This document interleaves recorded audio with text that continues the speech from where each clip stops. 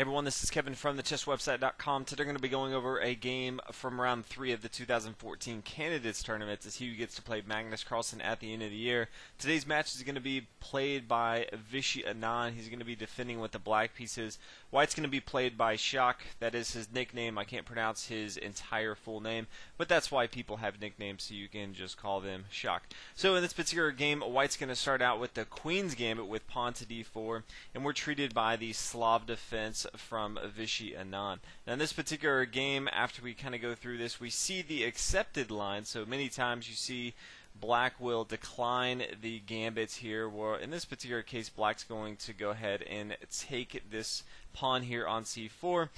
And then we see the difference in kind of the Slav and the semi-Slav is we have the bishop now coming out here to g4. Now in the semi-Slav, the bishop or the pawn's going to come to pawn to e6, kind of block off momentum. We're going to see the knight come to d7, block off the bishop. Later on, the bishop can get involved into the game if the pawn pushes forward, even if the pawn pushes forward to b6 or b5, and then the bishop can a lot of times come and develop here. But in the Slav defense, it's a little bit more aggressive in that the bishop's going to come outside the pawn chain before pawn to e6, can really attack his opponent right here with his knight on f3. Shak now plays knight to d2. Interesting because he's already played this in this tournament so far. Hasn't really gone that well for him. He's having a rough tournament as it is. He's played 2 games, lost one of them, and tied one. But he wants to stick with this team, playing knight to d2, waiting to develop his dark square bishop. In this particular game, he actually decides to go ahead and fianchetto on the king side, so playing pawn here to g3, getting ready to bring his bishop here to g2, opening up the door for this long diagonal, controlling the light squares in the center of the board. Now we see pawn to e6, again very common in the Slav defense. Once you get your bishop out, play pawn to e6. You can get your dark square bishop involved into the game, bishop to e7, bishop to d6, really depends on what your opponent has, and then castle on the king side. Both sides now decide to go ahead and castle, but first White decides to go ahead and play knight here to e5. Does have a nice little outpost here, also attacking the bishop here on g4. Black decides to go and bring his bishop back here, doesn't want to have to trade right away. We do see an exchange first. Black could take with his queen if he wanted to. Doesn't really matter which side he takes with. Now both sides to go ahead and castle as we talked about before. Now if we look at both sides, it's kind of interesting what they want to do. The knight here needs to get a little bit more active. The bishop here on g2 is very nicely placed. It's kind of just being a nuisance in these central squares. The bishop here on h5 isn't doing too much right away. The dark square bishop on c1 definitely needs to get activated. Very centralized queen on c4, but right now there's no immediate threat. Black in Slav fashion doesn't have any strong attacks right now. He does want to control this long file right here, getting his rook over here to d8, can also swing his rook over here to e8, and just kind of wait to see what White's position presents itself, and then see if he can find a chink in the armor, and then progress with his game going in towards the endgame. The Slav does have a very good endgame as far as this pawn structure, so that's what Vishy Anand is going to be looking to do in this particular game. White now plays knight to b3. A few moves to get his knight here to b3 instead of just bringing it here to c3, but I guess he really does want to go ahead and utilize this outpost on c5 and just kind of control this part of the board. Also adds another defender here with this pawn here on d4. Now Vishy's going to counterattack on the queen side. Again, he doesn't have any strong attacks as we look on the side of the board. White decides to go ahead and stop that attack by playing pawn to a4. Vishy has a really excellent move. In my opinion, one of Vishy's best moves in this particular game. Bishop here to b4 is a very aggressive square for this dark square bishop. It kind of blocks his opponent away from playing a natural rook to e1, pushing forward with central squares. This is always where you want your rooks in the middle game, is in the center of the board, controlling the semi-open files behind your pawns, pushing those pawns. And it's going to be very difficult for White to really do anything to get rid of this bishop. So nice little move from Vishy Anand to go ahead and play pawn here to a5 and then swing his bishop down here to b4. White's now going to push forward with pawn to e4, trying to gain control of the center of the board. If we look at both sides, what they're doing well, Vichy has very, very aggressive bishops. His bishops are honing down on the d1 square, the e1 square, making it very difficult for White to do what he needs to do, and that is to centralize his rooks, get them very active in the game. But right now, Vichy is kind of stopping that. White does have somewhat of a control on the center of the board, so it's going to be interesting to see if he can extend that pressure and start to kind of lock down Black's attempt over here in the Slav defense. Black responds with pawn to e5, trying to break up the center of the board. White's kind of forced to give up something, and so Vichy has no problem giving up that material right here. Now the king's going to come over here to h8. Interesting move. I'm not sure that he has to do that right now. It is somewhat of a waiting move. He doesn't want to make sure that his pawn here on f7 can move up the board if he wants to and not be pinned down by this queen on c4. But he could play a more aggressive move. Rook to e8 makes a lot of sense. His king is in no danger right now, and this does add an attacker here. Nice little semi-open file for this rook to come down. His opponent can't bring his rooks to kind of solidify the defense on the pawn, and so I think rook to e8 is maybe a little easier move to play, adds a little bit more pressure, but in the particular game, Vichy Anand decides to play king over here to h8. Now White pushes forward in an interesting move because this creates a little liability for White. Before he had his bishop here on g2, it was very safely tucked back here, and it can defend this pawn here on e4. But now that the pawn pushes forward, this bishop now is a little liability. It's kind of tough because it can't really go anywhere. It now has to just sit there and defend, and so it's kind of awkwardly placed. Now Vichy now decides to go ahead and bring his rook over here to e8, and Shock decides to play pawn here to f4. I wouldn't have particularly minded if he played f4 earlier on, particularly let's say right here. I still think he could have done something else. He could have played queen to, let's say, c2. This potentially could make sense.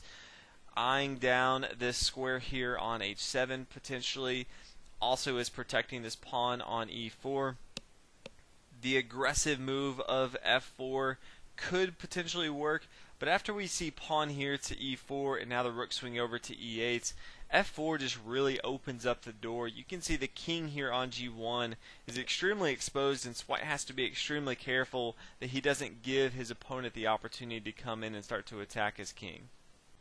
Anand wastes no time. He sees his opportunity on the board, and that is to start to attack his opponent's king, get his bigger pieces, his rooks, his queen involved into the game, and see if he can actually win this game with the black pieces, which would be a huge win for Vichy Anand. So he starts to break it up by pawn to f6. He wants an avenue for his rook to get involved. After it takes, the knight's going to take here on f6. And again, now we have this open door. The queen here on d8, the rook here on e8 can kind of control these long files. As we talked about before, the bishop here and the bishop here are both locking down any possibility for these rooks to get involved. White just really is having a hard time getting the pieces he needs involved into the game and actually have the aggressive stance which Vichy Anand right now has. The bishop comes to f3, very important because Vichy Anand is threatening to bring his bishop here to e1, attacking both the queen here on c4 and also the rook here on f1. Definitely would be extremely bad. Although White doesn't want to give up his light square bishop, because anytime you fianchetto to one side of the board, you always want to have that square bishop at your disposal. It also adds a lot of protection for your king. Doesn't want to have to, but he kind of has to, because there's no other way to kind of stop the attack of the rook here on e8 coming down. The bishop coming down to e2 does have some protection. This is definitely going to be very difficult. Also, the knight can swing over here to g4, adding a lot more pressure. Things could get pretty bad. So Shock decides to go ahead and play bishop here to f3, exchanging that, but that's going to be okay with Vichy Anand. Now he starts to attack. He gets his rook involved, centralizing it in the center of the board, attacking now this bishop. He does have the knight here on b3, his queen here, so he has two defenders on the bishop, so black's not immediately available to take that bishop here on d4. After the rook swings over, Vishy Anand decides to go ahead and take that. He's okay exchanging that material. And then we see the queen coming over here to e8. Again, more of a centralized square for Vishy Anand, adding more pressure on his opponent. And the next move is pretty interesting on the board. We see the bishop come to b6. In my opinion, not adding a ton of value. It is attacking this pawn here on a5, which black has two defenders, his rook and his bishop. It also does temporarily stop the rook coming over here to d8, which is where Vishy Anand wants to. He wants to get both of his major pieces on these D and E files so he can kind of control that, come down, and start to attack his opponent. But it just doesn't add too much value. Again, there's so many different ways for Vishy Anand to attack. He can always bring his queen to h5. He can then swing his rook over to e8. And then the bishop over here on b6 isn't doing a whole heck of a lot. As far as other opportunities for white, both players were talking about this after the game. They said that potentially we could see bishop here to f2. This could possibly be one of the best ways to play this. Bishop to c5 was one thought, but then they said that rook to d8 is just too much of a hassle, and they thought white would have a really tough time actually fighting this. But again, in this particular game, we see bishop here to b5. Now the queen's going to swing over here to h1. Again, threatening a lot of things. It's first threatening queen to e2. You do have the queen here on c4 protecting that, but that is a threat that white has to deal with. Also, if the knight comes to g4, then there's the threat of mate here on h2 and then swinging over here to f2 after the king is forced to move. Now the bishop swings back to d4, centralizing the bishop, but again, the bishop's just moving across the board. Vishy Anand is centralizing all of his pieces, getting ready for an attack, and white's just kind of stuck there not doing much. The rook on a8 hasn't moved at all. The knight coming to d2 and then back to b3 has served virtually no purpose, is just kind of sitting there, not involved into the game. So Vishy Anand again does what we talked about. He brings his rook over here to e8, getting ready to get his pieces involved into the game. Now we see the rook over here to f1, trying to hold on and save face, but there's just too many strong attacks. Now the knight comes to g4, threatening again, as we talked about, the queen coming to h2 mate. White is forced to deal with that. He plays queen down to c2. And now we see pawn here to c5. And this is a very, very strong move from Vishy Anand because it really forces the action right here. There's no great way for white to really deal with this. If he plays bishop here to c6, we could see the rook swing over here to c8. Again, now there's two attackers here. Obviously, white does not want to give up his queen. There's no great way to take this. He decides to go ahead and take with his knight. Now the rook's going to swing over here to c8. The knight can no longer move. He doesn't want to lose his queen. In this particular game, he plays rook over here to d1, and then the bishop takes. And this is, again, there's no great squares for white to go. He doesn't want to take with his queen because that will die. He decides to go ahead and take with his bishop. Now, black really wants to go ahead and take right here because if the queen takes, he can just come down. It's going to be checkmate.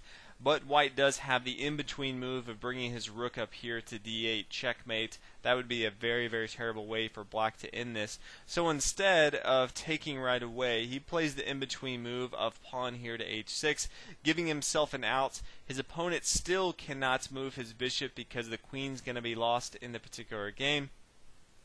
Also, we don't want to bring our queen over and take on c5 because we can now take with the queen on c5. The rook can no longer take because, as we talked about, this would be checkmate right here. So, in the particular game, again, we see the pawn here to h6 and then king to h1. Somewhat of a mistake from white. Could have had a few other options, although none of them really great. He could have tried moving his rook here to d7, putting some pressure on the pawn. But in the particular game, he played king to h1. What he didn't see was that in this particular case, the knight could come to f2. Just too many threats in the particular game. If the queen takes, then we could have the queen come down, take here on d1. check, also threatening the bishop here on c5 after that check. So even after white played his h1, he saw his mistake and decided to go ahead and tip his king over and extend his hand for the win to Vishy Anand. So really strong game from Vishy Anand, not so much from Shak. Vishy Anand in the first 3 games has won 2 and drawn 1, so he now is in the lead to go back and face Magnus Carlsen again. Now this is a long series. We have many rounds in this particular 2014 Candidates Tournament. So stick around. We're going to again be doing commentary, 1 match from every round. Hopefully you guys enjoyed the video. Again, if you haven't already, check out the new Facebook page. The link is in the description. I'll see you on the next video. Thanks for watching.